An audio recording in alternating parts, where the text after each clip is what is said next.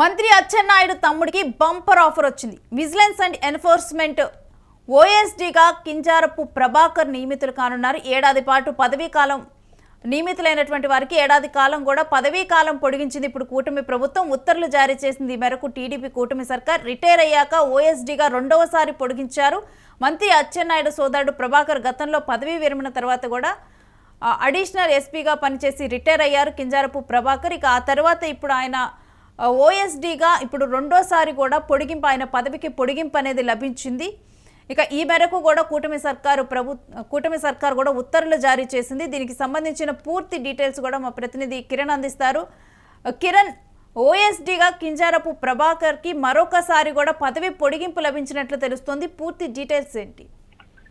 Renu, TDP కూటమి అధికారంలోకి వచ్చిన తర్వాత ఏదైతే అడిషనల్ ఎస్పీగా రిటైర్డ్ అయిన కింజారపు ప్రభాకర్ ను ఏదైతే విజిలెన్స్ ఓఎస్డీగా నియమించడం జరిగింది. రిటైర్డ్ అయిన తర్వాత ఆయనకు 1 సంవత్సరం ఎక్స్టెన్షన్ పదవి ఇవ్వడం జరిగింది. అయితే ఆ సంవత్సర కాలం పదవి పూర్తి కావడంతో మరోసారి మంత్రి అచ్చెన్న సోదరికి సోదరుడికి టీడీపీ కూటమి బంపర్ ఆఫర్ ఇచ్చింది. ఎందుకంటే మరో సంవత్సరం ఎక్స్టెన్షన్ ఇచ్చారు, మరో సంవత్సరం పొడిగింపు వచ్చింది.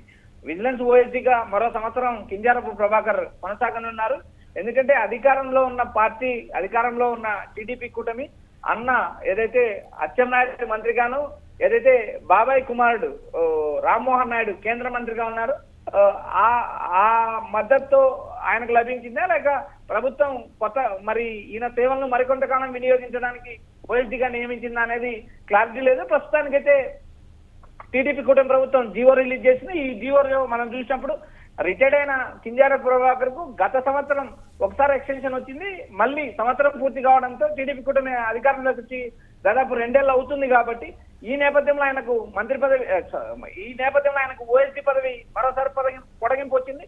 దాదాపు ఇది రెండోసారి పొడిగింపు వచ్చింది. ఒక రిటైర్డ్ అయిన అధికారికి ఎక్స్టెన్షన్ ఇవ్వడం ఎంతవరకు కరెక్ట్ అనేది మనం చెప్పలేని పరిస్థితి. ఎందుకంటే రాజకీయ కోణంలో కావచ్చు లేదా సేవల కోణంలో కావచ్చు, ప్రభుత్వానికి ఒక అధికారిని పొడిగించుకోవడానికి ఆయన సేవలు అవసరమైనప్పుడు పొడిగించుకుంటారు. ఆ కోణంలో రెండోసారి కూడా కింజారపు ప్రభాకర్ కు ఏదైతే విజిలెన్స్ ఓఎస్డీగా మళ్ళీ ఇవ్వడం జరిగింది. అయితే ఈయన గతంలో అడిషనల్ ఎస్పీగా పనిచేశారు. ప్రస్తుతానికి రెండోసారి బాధ్యతలు మళ్ళీ చేపట్టబోతున్నారు.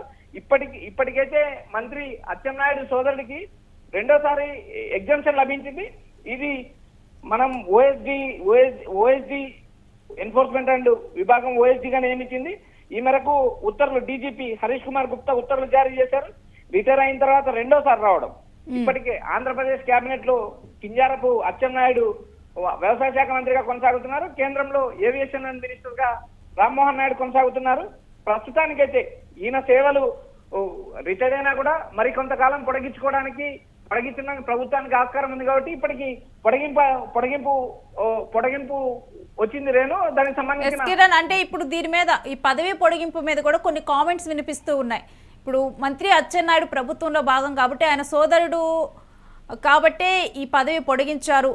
ఈ రాజకీయంగా కూడా ఎవరైతే ఉన్నారో వాళ్ళందరికీ కూడా ఇప్పుడు ఎప్పటి నుంచో కూడా ఎదురు చూసే వాళ్ళకు కూడా కొన్ని పదవులు ఇస్తూ ఉన్నారు. అందుకనే సలహాదారులుగా కూడా కొత్తగా కూడా నియామకం జరిగింది. ఇక ఆ కోణంలోనే ఇప్పుడు అచ్చెన్నాయుడు సోదరుడు కూడా పొడిగించారు అని కూడా మాట్లాడుతున్నారు.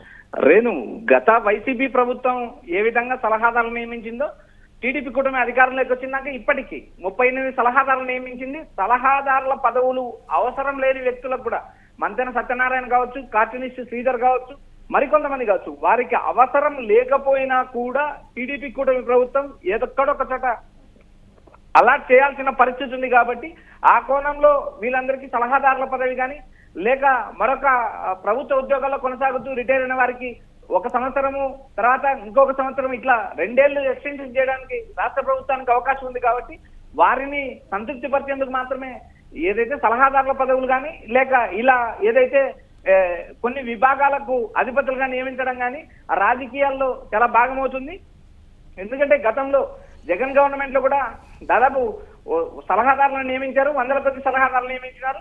ఇప్పుడు టీడీపీ కూటమి అధికారంలోకి వచ్చిన తర్వాత సీఎం చంద్రబాబు నాయుడు ప్రజా సంక్షేమమే ముఖ్యము, ప్రజాపాలనే ముఖ్యం అంటూ ఏదైతే రాజధాని సిఆర్డీఏ పరిధిలో కూడా ఏదైతే కన్సల్టెంట్ సలహాదారులను నియమించారు. ఇప్పుడు ఏదైతే ప్రభుత్వంలో భాగంగా ఉన్న వారిని కొంతమంది సలహాదారులుగా నియమిస్తున్నారు. మరోపక్క కీలకమైన నేతలకు కీలకమైన అనుచరులకు ఏదైతే ఒత్తిడి రాజకీయంగా కేబినెట్ లో ఉండి ఒత్తిడి చేసే నేతలకు వారి కుటుంబ సభ్యులకు ఇలా ఎక్స్టెన్షన్లు ఇచ్చుకుంటూ పోతున్నారంటూ ఇప్పటికే రాజకీయాల్లో ఒక విమర్శ వినిపిస్తుంది. దానికి ప్రజల నుంచి కూడా ఆ మంత్రి సోదరుడు కాబట్టి ఎక్స్టెన్షన్ వచ్చింది అనే కోణంలో రాజకీయ విమర్శలు కూడా వినిపిస్తున్నాయి. Renu, right, thanks for the updates Kiran.